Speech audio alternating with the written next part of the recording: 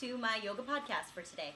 My name is Dayle, and I will be going through one of my newfound favorite poses, Astavakrasana, or 8-angle pose. It's an arm balance, so get your muscles ready. In the winter, it's now spring, it's May. So in January and December, I had a broken finger, and as a yoga teacher, it sucked.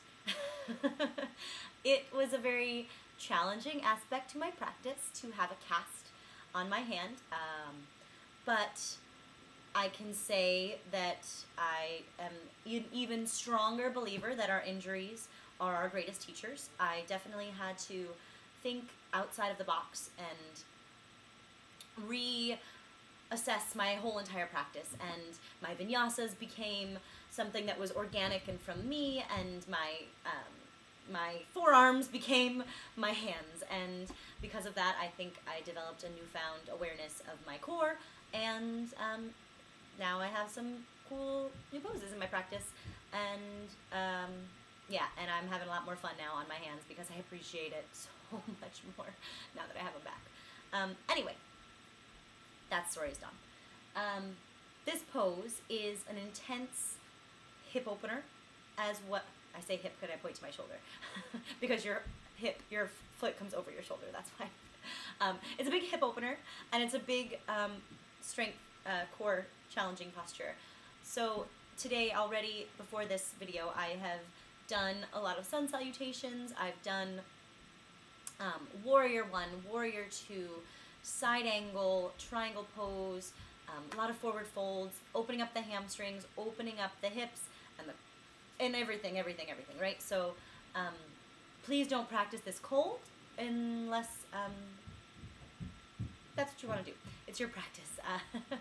Anyway, so that being said, I like to sit on my sits bones to start. I was reading someone else describing how to do this pose, and I could not for the life of me do it that way. So this is just my way of coming into it. I'm the biggest believer that there are a trillion different ways to do any such pose. This is my variation on this posture. So have fun with it. If you like it, let me know. Send me a comment or something, or come see me in class. So first we're going to start with our right foot. And moving slowly through the stages, stick with what part feels good to you. So if it's too much, stay where you are. You're exactly where you need to be, right? I'll say that again and again. You're exactly where you need to be. I'm in my living room. So first I'm going to just take a little bit of a pigeon here. So perhaps you would do pigeon before this pose in general. I like to do pigeon on my back. I feel it right more in the hip.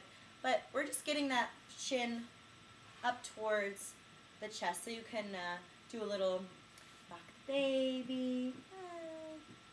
I teach children's yoga as well, and this is one of my favorite poses to do with them because they can play with the little baby sister or brother, and it's kind of fun. Anyway, you can bring it up a little bit further and keep rooting down through your sits bones and lengthening. So I find that I crunch in my side body when I do this pose. Habit. So I have to continually remind myself to lengthen out of my hips, reach my ribs away from my hips, and my shoulders keep sliding down the back. So I'm finding lots of space in the spine and in the side body while I'm opening up my hip. Now from here, we've done this for a while, rocky, rock, rock. You're going to see if you can do your little archer. So you're going to pull back the hip so that foot comes all the way back towards your shoulder maybe, and you're really just opening a nice big, you can't see it because the camera doesn't go down there, but a big old crop shot to the camera. So you're opening it up. This is my little archer pose, or Katniss if you were a Hunger Games fan, and maybe you're going to bring your nose and your toes together. If you can do all of that without crunching in the lower back or a real amount of pain in the side body, then perhaps you'll start to bring, now this is where I know I crunch because I'm ducking my shoulder down. So once I get that chomp down, I'm going to see if I can lengthen back out. Now, the size of my leg is smaller than the size of my side body, so that's something I have to deal with, right? So I can't change that. I have to work with it and breathe. So once you get this little chomp, and I dedicate that to my teacher Jo, she does the little chomp and it works every time and it makes me laugh. So you chomp down with your leg on your shoulder. So you should be able to do hands-free chomping, right? It's way up there like a purse or something. Chomp, chomp, chomp. You place your hands then down on either side of you, fingers spread really wide, whole hand down. And then you're just going to lift up and see if you can swing for a sec. And if you can, keep chomping. Then come back down for a second. Good. Shake out your wrists.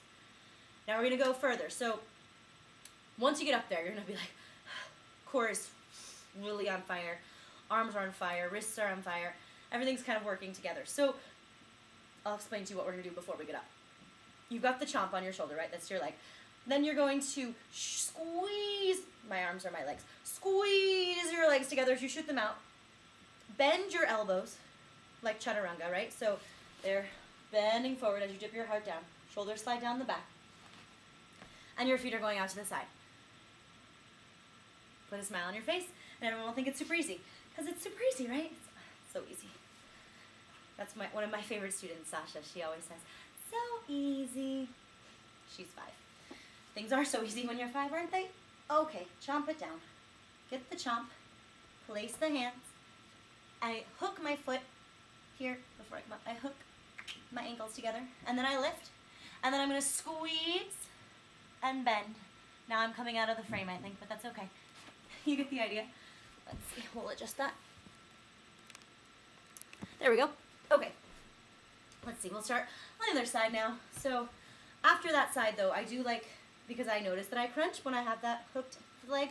So I'm going to reach up, and then I'm just going to lean over to the opposite side. Maybe my hands will come down and walk a little further. And I keep spinning my ribs, tucking it in, breathing into that side body. And then once I come up to center, I'm going to twist over to the left. It's the right. I'm actually twisting to my right. I can't even mirror when there's nobody here. And then twist to the other side, just to alleviate any tension there in the spine. Good. And now from here, we're going to try it on the other side. So again, we're doing our little rocking. And see if you can lengthen as you sit down. See what feels nice here. Good. And then from here, maybe even higher, maybe pulling back the bow and arrow. Maybe the foot foam. Hello, Mom. She's the only one watching this, I know. It's okay. And then I'm going to chomp. Now, my hip lifts a little here, so I'm going to try to pull it back down. You can see that crunching. We don't like it. Here's another spot where you could just come into your compass pose. Such a ham. Okay, so chomping, right? Hands come down, hook the foot, lift up, hover here, and then squeeze the legs as you bow forward. And you can look towards your feet, look towards your face. We're supposed to be moving slowly in and out of things. It wasn't very slow. Good. Reach up. And lean over to the opposite side. And then come back up to center and twist over.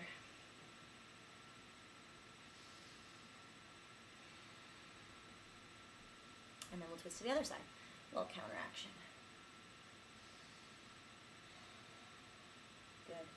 Now from here, if you're feeling any tension in the lower back, it's understandable. Hopefully you're not. Maybe come into a nice Tarasana star pose or Baddha bound angle. So your feet can be either close to you, knees out to the side, or feet can be further away. And as I inhale, I like to lengthen, reach my heart forward, and as I exhale, I gently hinge from the hips, keeping this out of the lower back and into the hip crease. And I can start to kind of sway from side to side if that feels nice. And come back to your breath. Come back to your intention. Whatever that was for you today. And then I thank you for joining me today with open minds and open hearts. Namaste.